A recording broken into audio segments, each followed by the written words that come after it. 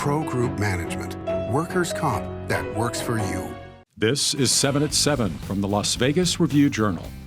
Good evening, I am Jen Ah. Thanks for joining us on 7 at 7. In your top stories, sponsored by Nevada Hand Silver Sky Assisted Living Community. Learn more at nevadahand.org.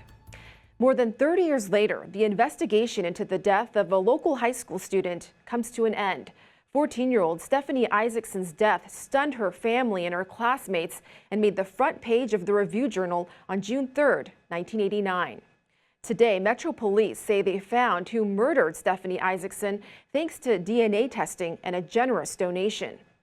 He is, again, Darren Marchin. He was actually arrested prior to Stephanie's murder in 1986 at the age of 20. Marchant committed suicide in the Las Vegas area in 1995 prior to his 30th birthday. So unfortunately, there will not be a criminal process in this case. In a statement from Isaacson's mother, she wrote, quote, "I'm glad they found who murdered my daughter. I never believed the case would be solved." But she added, quote, "We will never have complete closure because nothing will ever bring my daughter back to us." Now to today's COVID metrics. Nevada reports a startling 28 new deaths on this Wednesday. That's the highest single-day increase since February. However, health officials say this concerning number could be due to delayed reporting. All 28 deaths were reported here in Clark County, bringing the total number to more than 4,500. And coming back home, the Las Vegas woman who suffered from blood clots due to the Johnson & Johnson COVID vaccine has left the hospital and is now resting at home, recovering from surgery.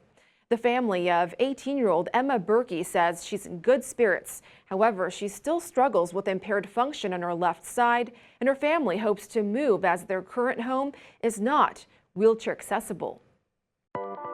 In more health news, sponsored by 4M Dental, love your smile again. In light of Nevada's doctor shortage, we have some great news from UNLV. Its School of Medicine will soon have a new building come summer of 2022. Here's a first-hand look at its construction. The Nevada Health and Bioscience Corporation gave us a tour. This project is really important to the UNLV School of Medicine as it's recently received its final accreditation, and part of that is having a permanent medical education building dedicated to the School of Medicine, and this is that. This building represents the last piece in the puzzle for the med school's accreditation and will allow the school to double its class sizes. Now to your weather, sponsored by 1 Hour Air. No matter the season, no matter the reason, 1 Hour's here for you. We're coming out of a flash flood warning, although we'll continue to have a chance of rain tonight. Temps are getting down to the upper 80s. More gray skies ahead for the rest of this week with more precipitation expected. Highs hovering just below 110 degrees. Early next week, it's looking to get cooler. Even more rain before things finally start to clear up. In your business news, sponsored by Bank of Nevada, Bank on Accountability. After numerous delays, the unfinished former Fontainebleau, now called the Drew Las Vegas Resort, has a new opening date. Review-Journal's Renee Summerhour explains how Marriott International is making it all happen. Renee? Jen, Marriott International's website said the long-stalled hotel casino will open in October 2023.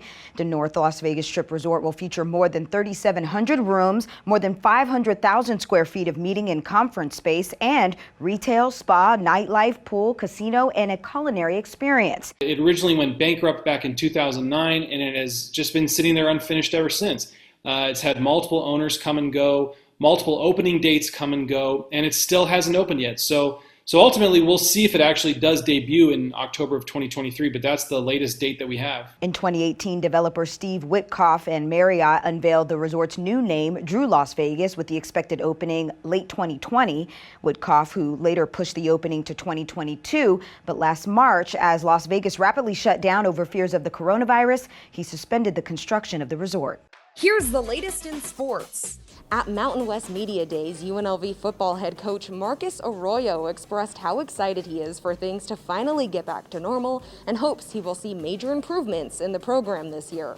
To have a chance to really see this program be at a place it's never been at in regards to structure and city timing what this market and this sports, this is the best city in the world right now for sports. There's no question about it. I've lived in 9 states, and every landscape there is, every market there is, this is an awesome place to be right now. I know we're excited to see our fans come out and get in Allegiant Stadium and finally get a chance for the families to see them, our players to be supported in a time that's really exciting. So I'm fired up. I can't wait to get to camp, number one, and get practice going, but I'm really excited for the fans to get a chance to support their team. Sports betting sponsored by Las Vegas Paiute Tribal Smoke and Cigar Shop. The Milwaukee Bucks clinched the NBA title on Tuesday, covering as 5-point home favorites over the Phoenix Suns in Game 6. The Bucks were consensus plus 160 underdogs before the series began and were 5-1 to win the series in 6 games. But Milwaukee is not favored to repeat as champion. The Brooklyn Nets are the 3-1 favorites at the Westgate for next season, followed by the Los Angeles Lakers at 4-1.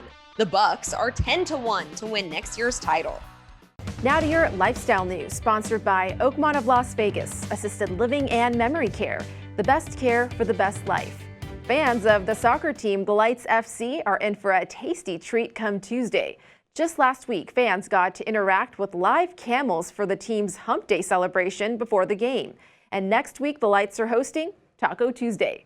Special tickets for Tuesday's game include 3 street tacos and a beer, all to enjoy during the match against the Orange County SC. In your entertainment news, sponsored by DiscoverNevada.com, brought to you by Travel Nevada. What happens in Vegas is better with chicken fingers. That's the message the folks at Raising Cane's hope to send by opening a new location on the Strip. The spokesperson for the popular Chicken Fingers chain says it'll be open 24/7 near T-Mobile Arena later this year. And let's be frank, did you know it's National Hot Dog Day? Restaurants across the valley are offering deals tonight, including Wiener Schnitzel's 9 valley locations, Windy City's Beef and Dogs in Summerlin, and Steamy Weenie in Henderson. Thank you for watching 7 at 7. If you have Amazon Fire TV, just search Review Journal to download our channel. Watch Las Vegas breaking news streaming live on your OTT device. We'll see you back here tomorrow for more 7 at 7. Review Journal Studio, sponsored by Adam Kuttner. Get the maximum settlement as quickly as possible. This 7 at 7 update, sponsored by Pro Group Management. You're watching 7 at 7 from the Las Vegas Review Journal.